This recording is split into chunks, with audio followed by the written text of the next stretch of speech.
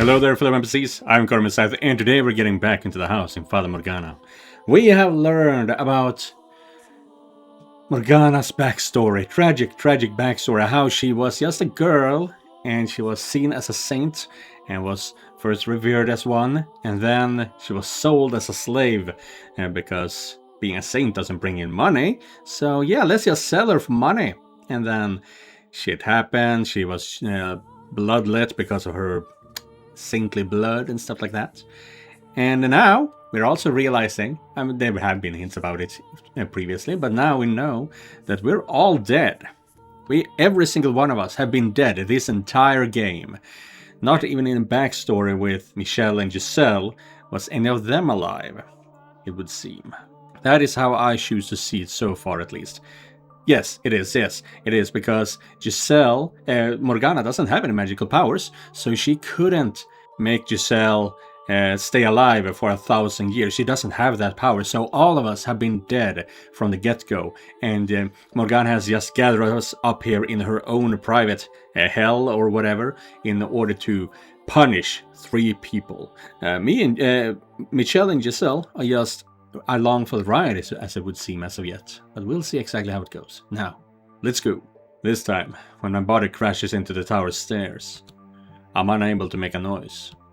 The obstruction is less mental and more physical. The excruciating pain. It's so intense I can't even eke out a scream. My vision is distorted.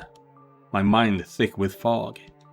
I'll feel like I'll fall into a bottomless pit if I lose my grip on my consciousness even slightly.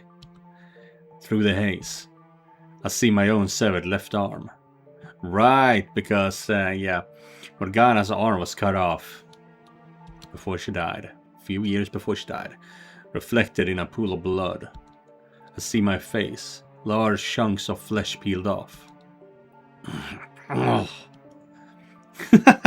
Look at you, trying to crawl up those stairs like a worm. How pathetic. It's like I'm looking at my old self. I can barely form a coherent thought. I can't lament her inhuman fate. Can't mourn for her. Or be shocked by the revelation about the 3 men and her history with them. Pain. It fills every corner of my mind. Every nook and cranny of my body. You figured it out by now, haven't you, my dear? You'll never make it to me. It's not possible. But it's not your fault. It's not because you're weak. There's simply no one who can bear this pain. You're allowed to give up, to rest. There's nothing wrong with that. The pain, the crushing weight, it's miserable, isn't it? But all you have to do is turn back, and it'll all go away. The witch whispers her sweet temptations. You put in a fine effort. There's no shame at all in throwing in the towel. Her voice is soft, gentle, pleasant, saccharine. Concede defeat. If I do, it'll all go away. The searing pain spreading from the stump of my left arm. The sensation of being perpetually drained of my blood. The miserable solitude of staring at a door that never opens. The laughter I can hear through the window. My miserable wailing and this maddening hatred. I can end it all. That's right. It will all be over. You have the power to make it stop. Make it all stop.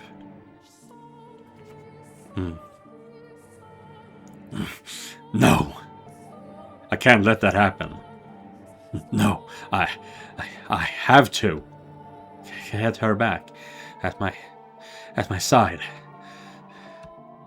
I'll do anything to take her back, even if it means eyeing up 1,000 tiny scraps of meat. I will not give up on her for any reason. You won't, will you? Oh, such beautiful resolve. Willing to sacrifice yourself to save the girl. Like a hero of legend. Or maybe a fairy tale prince. No. I am no hero, and I am no prince. I am a human, an ordinary man. I don't have any extraordinary potential. I'm not a courageous leader or a charismatic general. I'm just a regular man, In love with a regular woman who refuses to lose her. I don't need any other accomplishments, only that. That's all I need, because I'm just a regular man. My one act of resistance. It doesn't matter what you say. It doesn't matter how much you cut me up. Nothing changes. What I have to do, I have to take her back and set her free of this mansion, nothing else. And I never will I back down on that. Arms or no, as long as I can move, I must push forward. I must make my way to the woman who waited for me for so long. Up, to the top of the tower. Forward, ever onward.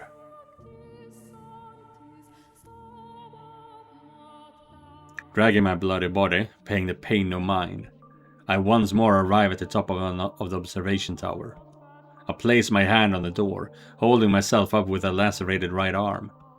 Take a moment to catch my breath, then lift my head, gaze into the void and shout her name. Morgana! I pity you. I truly do.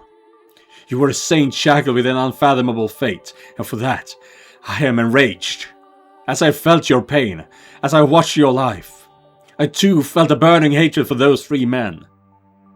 If you truly feel that way, then why can't you stay here with me? We're all dead anyway. We've reached our ends. Do you honestly think there's not anything more for us? There isn't. The end is the end. So what do you say the 3 of us, me, you, and Giselle, torture the 3 of them and everyone they cared about? Make them suffer here for all eternity, in this house. And that way, you and Giselle can be together forever too. That's not an option. Why not? Because hatred only brings you pain. Oh, that's brilliant. You spouting stupid platitudes at me. I can't believe my ears. Save your nonsense moralizing about how hatred does you no good. I won't hear it. I'm doing just fine for myself, my dear. In fact, I've never been better. I feel wonderful. Did you think that would be enough to persuade me? Really? How disappointing. And here I thought you understood me. Morgana, why don't you say what you really think? Go right on ahead, hate them as much as you want. But keep me and Giselle out of it. Why don't you just say that? I do feel bad, truthfully. For all the time we spent together, never once did I ask about your life. I was so focused on myself, and in the end, I pushed you away. That you did. You wanted to be with Giselle, so you pushed me out. I wish I had asked you sooner. It wouldn't have changed anything, though. One puny man knowing what I went through would hardly be enough to erase the loathing I bear. It would have turned out the same regardless. There was nothing you could have done for me. There is nothing. Still, I would like to apologize. Had I known what you carried in your heart, perhaps I could have chosen my words better. Instead of rejecting you, I could have chosen some other response. I cannot remain in this house, nor can I allow her to stay either. So I would like to apologize for both my past actions and my present. Well, in that case, open the door, Michelle. I take another moment to catch my breath, and then I gather my strength into the hand on the door. Blood seeps from my fingertips, slowly trickling down through the rough surface. It reminds me of my death. I'm coming for you. I push open the door, praying that it will be the last. That beyond it lies light for Giselle. And if possible, that it might cast a bit of light on Morgana's heart as well. Oh, my room. What? However, why am I in my bedroom? What I find behind the door is the last thing I expect. Huh? as she appears from the shadows of my chambers. I can't conceal my surprise. Giselle, is this another illusion, Morgana? No, it's not. I am the real me. Thank you for coming all the way here for me. She's thanking me. So why isn't she smiling? That was very kind and courageous of you, Michelle. I'm deeply moved you would have such compassion not only for her, but for someone like me. But do you know what else you are? You're a worm. What is it this time? Morgana. What do you say we pull back the curtain, my dear? What curtain? There's one detail that hasn't yet come to light. This isn't your first return to the mansion, is it? You've been back numerous times. Each time not remembering her, and each time hurting her even more. What are you talking about? What am I talking about? Oh, you know good and well, my dear. Or do you honestly believe that all the other pieces were in their rightful places, and you alone were some exception? I never... Tell me, how was it, living in so many different eras, not knowing who you were, and playing with all the different men? No, you're out of your mind. You make it sound like I was... Not like, my dear. You are the white-haired girl. Enough! How could anyone possibly confuse me with her? To tell you the truth, I couldn't see you as anyone else. Your white hair, red eyes, porcelain skin, and your name. Tell me, what about you isn't the same? We're not the same person. I saw the letter. Oh. That took me long enough. The slashed portrait is Michelle. But for some reason, he doesn't recognize himself, herself. What? The one you had hidden? No. You didn't think that was worth mentioning? No, Giselle, I didn't mean... You're exactly right, my dear Giselle. He deceived you. He kept a very important secret from you. Despite showing up before you multiple times, he cast you aside again and again. No, that wasn't me, it wasn't. It all makes sense now. Nothing you ever did was for me. Giselle, I... Go on, Giselle. Tell him exactly how you feel. Michelle. Please don't say it. Not that, please, I'm begging you. Stop, please don't, Giselle. Not actually. Please. Don't say it! I'm mad at all, are you? Okay. So, is it just simply a trans man? Or is it like multiple personalities and one of them happens to be a man? What are we talking about here?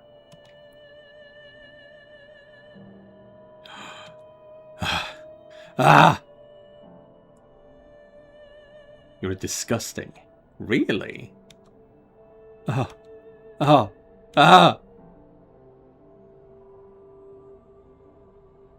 You're the only one that it could have been, my dear. The only one who could have been the white-haired girl.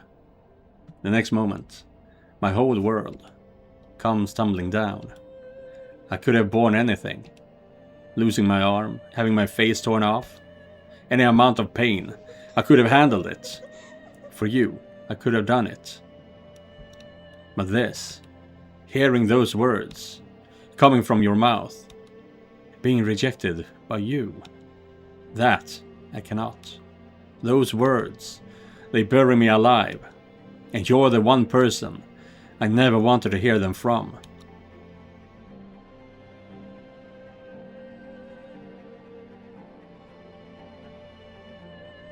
Come on, give us the real story here. And also, why? I mean, yeah, Giselle was in a cocoon, so she was, I guess, more open-minded. She simply had the goal of meeting Michelle again. So maybe Giselle doesn't have the same priorities as The maid. When I learned my father Antonin had passed, I wrote 2 letters, one to my brother and one to my mother.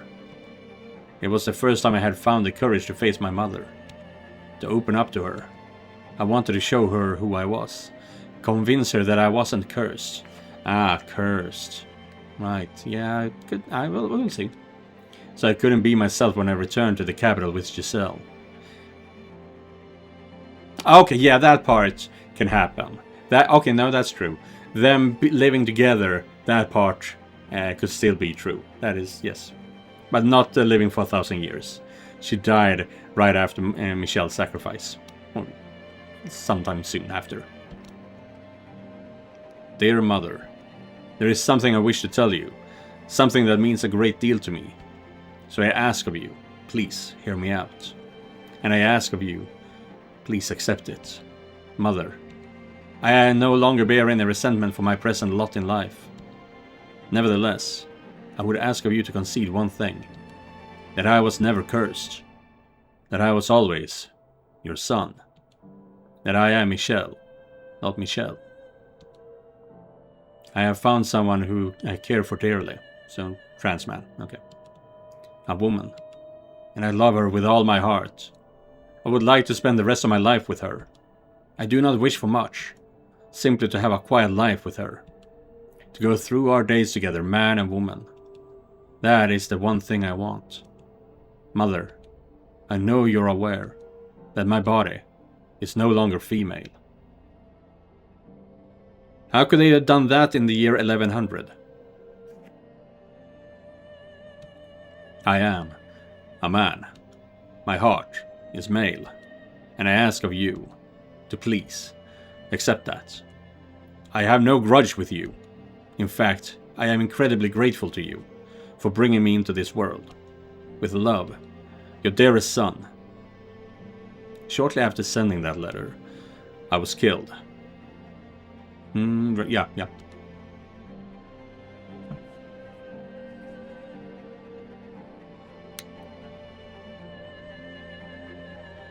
I'm dragged down, against my will, into the darkness. Beneath me spreads my own past. My door.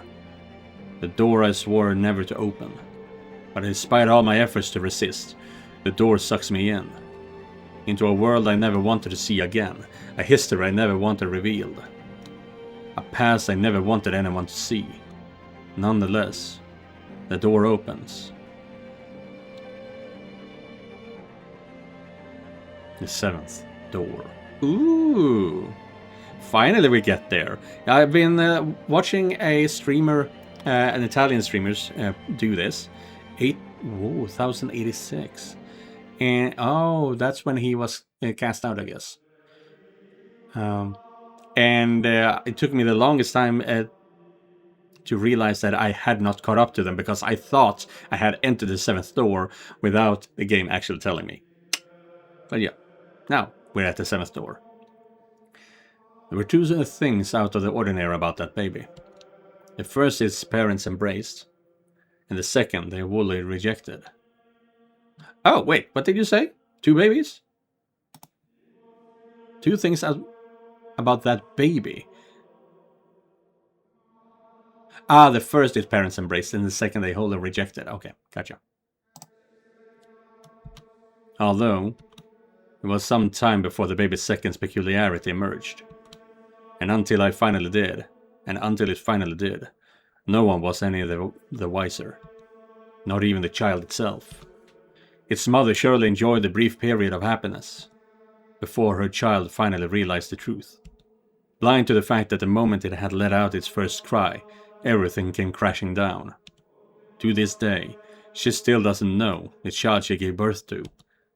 That she set loose a curse upon the world. That she set loose a curse upon the world. A curse that turned angels into demons, humans into witches.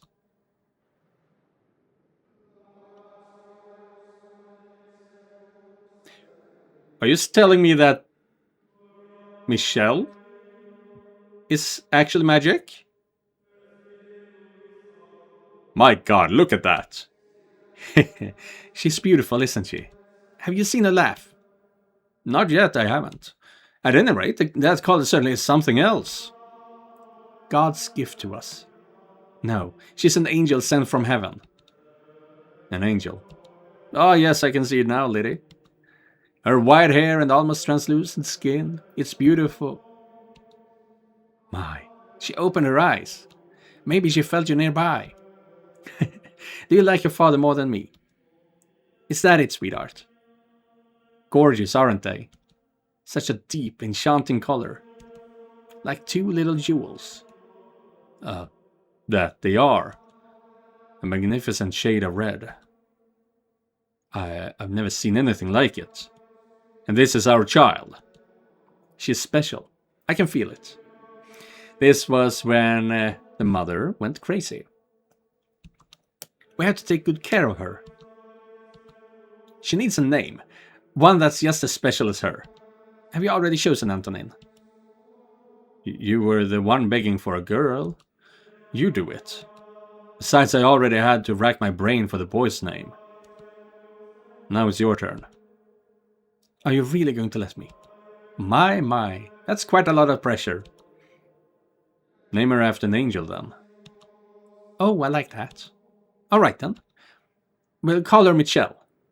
After the Archangel Michael. There we go. I'll grow up to be as beautiful as an angel, my Michelle. I've always wanted a little girl.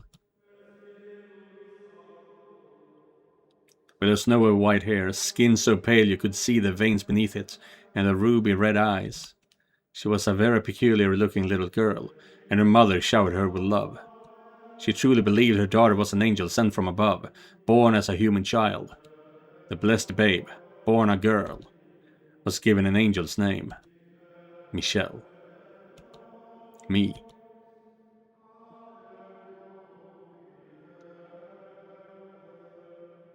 Oh, I have seen that picture, but I didn't really realize it was girl Michelle.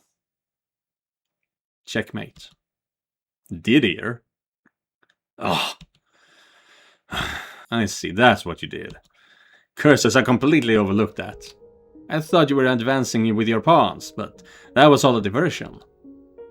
You're too short-sighted, Didier. You need to look at the big picture. Sometimes, it's the tactician and not the soldier holding the sword.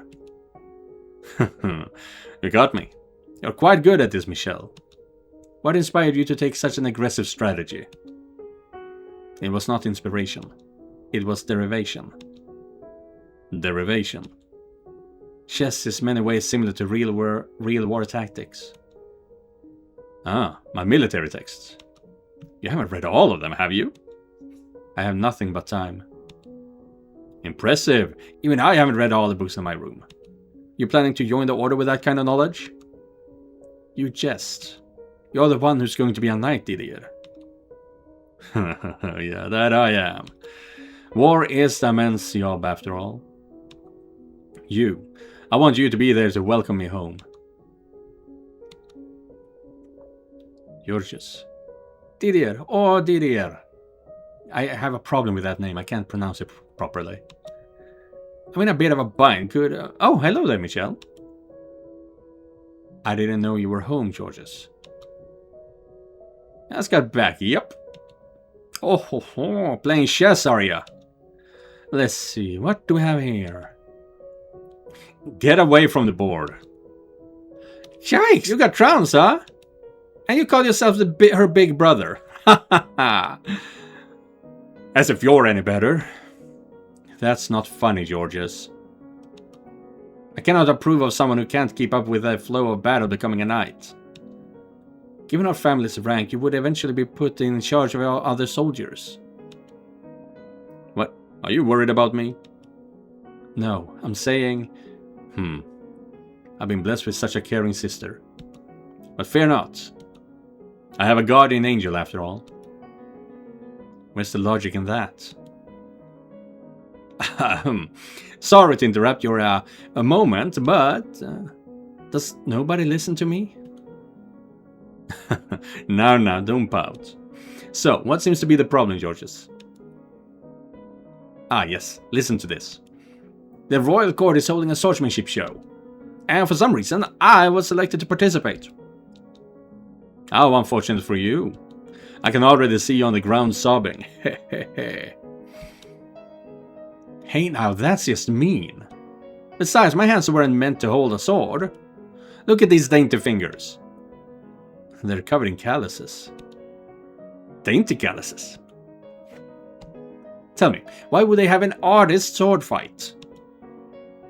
That's the whole point, I would think. No need to get worked up. No one's expecting you to win.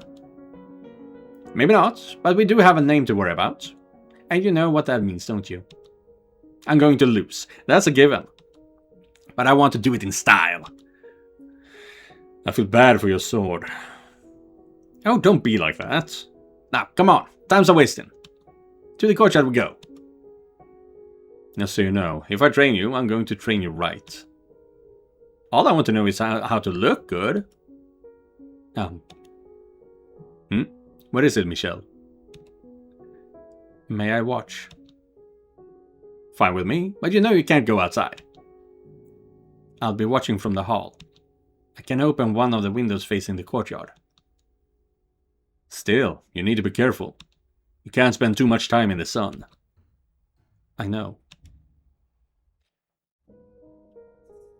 I had two older brothers. The eldest, Didier, belonged to an order of knights that served the church, and below him was Georges, who served as a court artist. He was, in all likelihood, who would inherit the family estate, as knights were not formally allowed to own property. Nevertheless, the Bollinger family name was upheld by Didier. And then there was me, the youngest, the only daughter. Physically, I was not in a particularly good health. Because of the color of my skin, I was hypersensitive to sunlight. I rarely left the estate. My world was contained entirely within these walls. And perhaps out of some sense of pity or compassion, my two brothers spent a good deal of time with me. Didier played chess with me, and Georges taught me how to draw. And among other things, they taught me how to read and write. For a girl, I was incredibly fortunate. The one thing I wasn't allowed to do, though, was hold a sword. While hardly anything unusual, it bothered me deeply, and it had for as long as I could remember. If I had been told I couldn't do it because I lacked the strength, I probably would have accepted it. But the reason given was not that I was weak, but that I was a girl. And with each passing year, that smoldering frustration in the back of my heart grew larger. I get that. Come on, put your back into it! Now, let's take a break there. I have a friend that's a trans man, and a few years ago we went through some of his old school assignments from when he was in elementary school, like age 7 to 10, 12, perhaps somewhere along those lines. And he wrote a story. Back then, everyone thought he was a girl. But what was in one of those assignments, they were to write a story. And right away, at a very young age, even if he didn't understand it himself, he knew that he was a man, because the prince in the story that he wrote was in I point of view, while the princess, who this was in she point of view. I don't know how do you call it, first, second perspective. So he was the prince back when he was a child who everyone, including himself, thought was a girl. You just know from a young age that something about you being called the wrong gender is wrong, but you don't understand why it's wrong. Just that it doesn't fit you, it doesn't suit you. Yeah. So, Michelle probably did the same thing here. He knew that he wasn't a woman, he knew he wasn't a girl, and he couldn't accept that being the reason why he wasn't allowed to carry a sword. Because even though he knew that he was a girl, he knew that he wasn't a girl. Does that make sense? Yeah, something like that. Come on, put your back into it. Like I said, all I want is to put on a good show. Oh, you'll put on quite a show, unless you learn how to swing that sword properly. Give me a break! Out in the garden, my two brothers traded swings bare-chested. All I could do, though, was observe from afar. And every time I found myself forced to watch, I felt a sharp pain, like a needle piercing my chest. Found myself forced. Okay. He feels pain from not being able to do what other men do, but she also wants to be part of the man's world. She wants to be with his brothers. He want to play around with his brothers because they're all brothers, even if he doesn't realize it yet. A needle that seemed to be growing even thicker. My mother and my brother loved me dearly, but that didn't change the fact that the outside world lay beyond my reach. I was trapped in this state by my own body. At first, I thought that was the root of my pain. But that answer seemed to contradict something inside me. Something I couldn't explain. Something I couldn't ignore, even as a child. So I searched within myself, trying to find an explanation for the constantly swelling sensation of wrongness inside me. Day after day, I gazed into the cavern of my own heart. My. Now, what are the two of them doing out here? Georges was asked to do a swordsmanship show at the royal court, so Didier is helping him. Swordsmanship? Oh yes, can't stand those shows. Blades are so dangerous, I can't watch people swinging them at each other. Why don't you come back to your room with me, Michelle? And there it was enforced again. Women don't like you playing with swords. And you're a woman, come with me back in. You're a girl, but you're a woman. You're female. I would love to teach you how to sew. But Mom, I want to watch them practice. Michelle. First of all, you need to watch how you speak, young lady. You do not call me Mom, you call me Mother. This is what happens when you spend so much time around boys. As your mother, I don't approve of you playing chess or making art. Wow, interesting. Making art is not okay, but sewing is, and maybe sewing isn't considered an art at this age. A woman has no need for such skills. They will only make you look insolent. But I want you to grow up to be a respectable woman. This is my job and my dream as your mother. Now, come. I would rather you looked at some fine embroidery with me than a couple of sweaty men. Yes, Mother. You are my little girl, after all. Spending time with my mother was agonizing. Was it because of her world was so isolated? No, that wasn't it. Her gentle voice, the sweet scent of her perfume, the way she constantly told me how much she loved me, and her diatribes about how wonderful it was to be a girl. Everything she did put so much pressure on me. But above all, she loved to say, "You are my little girl, after all." And there was nothing strange about that at all. Every time I looked in the mirror, I saw the daughter of a noble. That was who I was. So the only thing wrong was how I felt. But every time I faced with the reality of who I was, my heart wavered. I had no interest in learning to embroider. I didn't understand why that was necessary. I knew what purpose it served. Everything she taught me I would need when I was wed off to some noble boy, and it was my responsibility to learn those things. It didn't feel right though. I couldn't even accept the fact that one day I would be married. It was but an ominous shadow lurking in my future. I would have preferred ravaging the books in Didier's room than having a conversation with my mother. Tales of heroes old and dauntless soldiers. Military texts written by tacticians in the midst of war. Thinking about them set my heart aflutter and made me think about my brother. He was training to be a knight. I envisioned the armor flecked with rust. Right. His brother's fiancée, when he was 14. Wait, he was 14? That's what he said, but he was cast out when he was 8. What the fuck am I remembering? Either way, The fiancé cannot be married off to a woman. He cannot love a woman. No, that's why he was angry. A long sword glimmering with the blood of savages. Soon I found myself in my fantasies, imagining how the sword would feel in my hands. The sensation of the hilt beneath my fingers, swinging it gallantly, like my brother. How heavy was it? How much muscle would I need to carry it? How much impact would I feel in my hands when I struck something? How restricted would my vision be wearing that helmet? How much did it weigh? How hot was it inside? I had no way of answering any of those questions, though.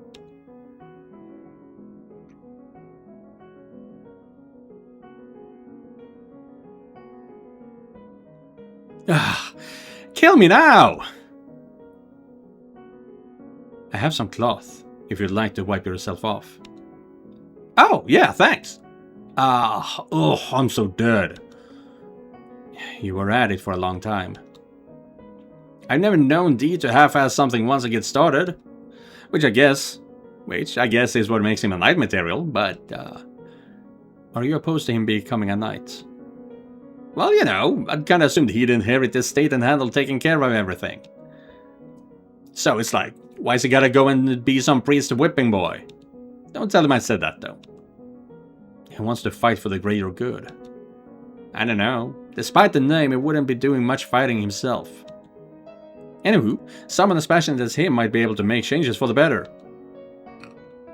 Changes? He knows what condition the order is in. That's why he's joining. Figure he wants to whip him into shape, melt him down and forge the whole thing. So he might be able to change things. What? What are you muttering about, Michelle? Hey, whoa, hold it! The pain I felt in my chest when I smelled the sweat emanating from George's body, when I looked at his slender but distinctly male build. I was convinced it was admiration. Did I want to become a knight too? Maybe the discomfort I felt was because I wanted to be like him. Would it all go away if he were able to change the rules and I could join the order as well? I was positive it would.